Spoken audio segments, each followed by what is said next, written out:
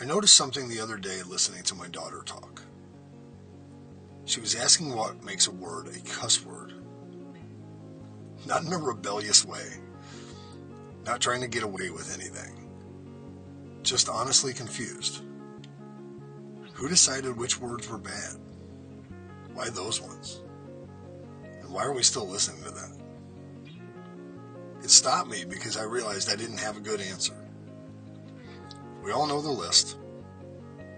We all know when a word crosses the line. We all know when to lower our voice, when to spell it instead, when to pretend we didn't hear it. But if you actually stop and ask why, not in theory, but practically, it gets strange fast. Some of the words we call cuss words are the most efficient words we have.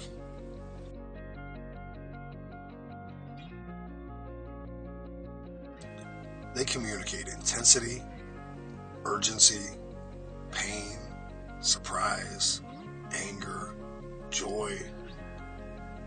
They do a lot of work in a short amount of space.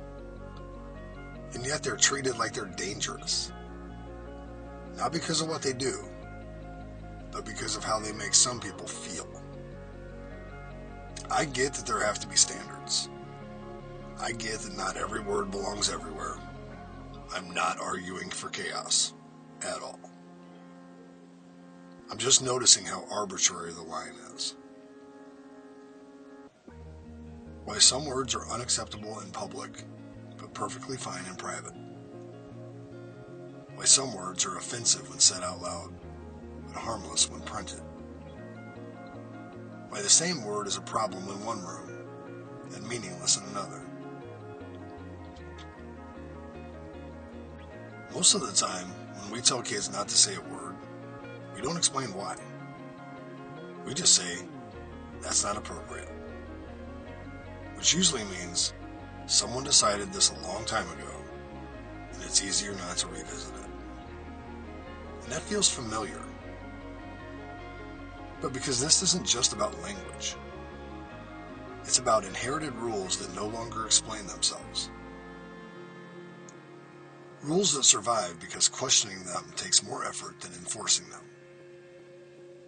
Rules that stay in place not because they're perfect, but because they're established.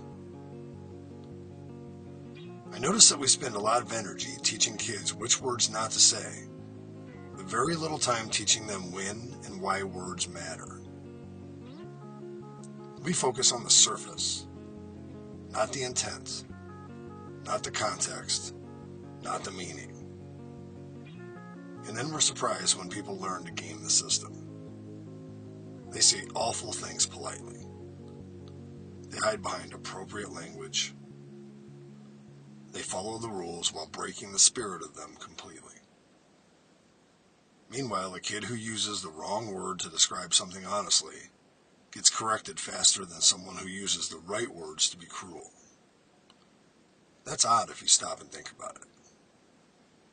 I'm not saying cuss words are good. I'm not saying standards don't matter. I'm just noticing that we've turned certain words into symbols of disrespect instead of asking what's actually being expressed. And once that happens, the rule becomes more important than the meaning, which is usually a sign that the rule outlived its explanation. I don't know what the right answer is. I just know that when a kid asks why a word is bad, because it isn't really an answer. It's just a way to stop the conversation. And I've been noticing how often we do that.